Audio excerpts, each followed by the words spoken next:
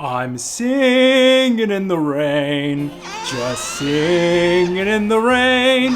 What a glorious feeling, I'm happy again. Stop it, please, I beg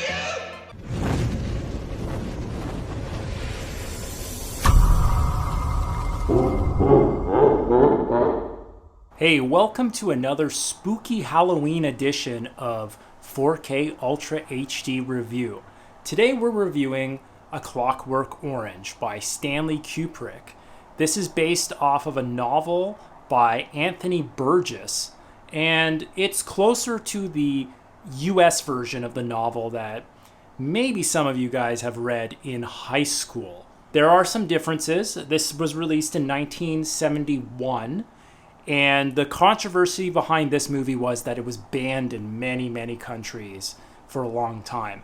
Mainly it was banned in the UK, where this film was set in London. But Stanley Kubrick decided to pull the movie based off of Scotland Yard's recommendations. He was living in England and he was getting death threats. Him and his family were getting death threats. Now this movie is controversial because it's about a future London where gangs are ultra violent, and it's following a particular gang starring this character on the cover here, Alex DeLarge, played by Malcolm McDowell, and he plays a violent, murderous rapist, and a lot of those scenes are depicted in the film.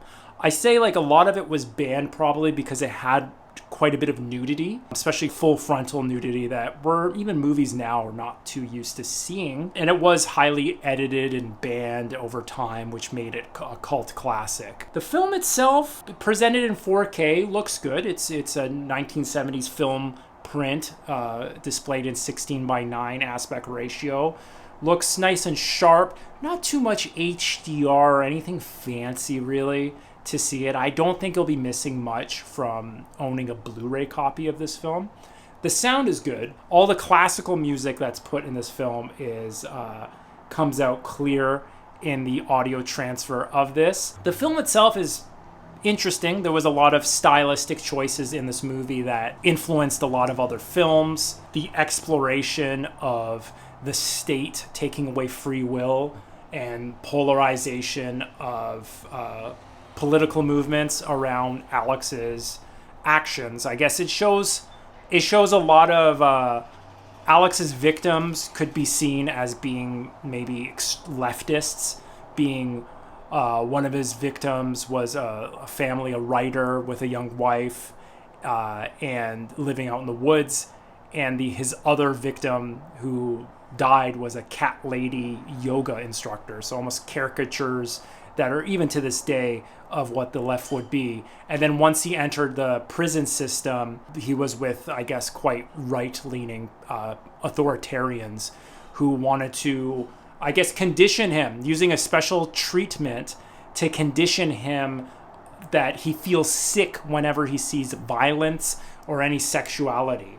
So it brings upon that debate of, do we give people free will or not, even if it's against their ill intentions. So it's very interesting, especially since it kind of makes you sometimes sympathize with the awful person that is the star of the film. He is the narrator of the movie.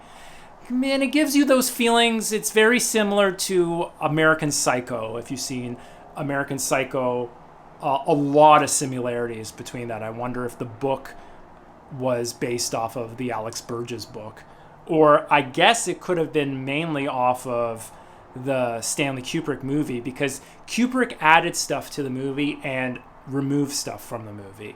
He added the whole singing in the rain part that you may remember from the intro of this video.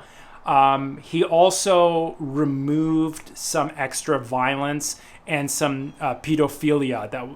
Oh yeah, I'm not supposed to say that word on YouTube. Basically, the scene at the record store where it had those two women that later followed Alex to his apartment and they had consensual sex. In the book, they were 10-year-olds and it was a violent rape.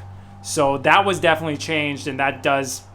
I don't know whether you sympathize more with the character, but yeah, it's a very unlikable character in this film. Overall, the movie is a classic. It is one of Warner Brothers' catalog classics. It's a Stanley Kubrick movie, so even though it's one of his lower budget films, the cinematography is great. There's a lot of cool camera tricks, especially when Alex jumps out of a window. It's really cool how they put a camera inside of a contraption and threw that out the window to get that shot.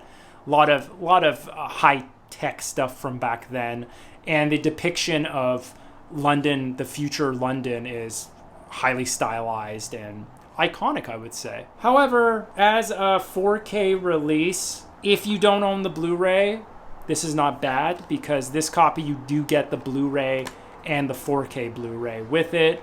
It's a pretty nice steel case. I mean, there's nothing else special about it. I kind of like the older cover than this particular cover with just Alex on the front.